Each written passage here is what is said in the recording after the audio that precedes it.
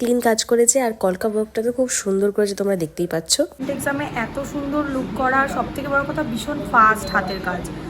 আমার নাম মৌমিতা দলপতি, ফেসবুকে আছে মৌমিতা মজুমদার, ফোন নাম্বার হলো 8013177685।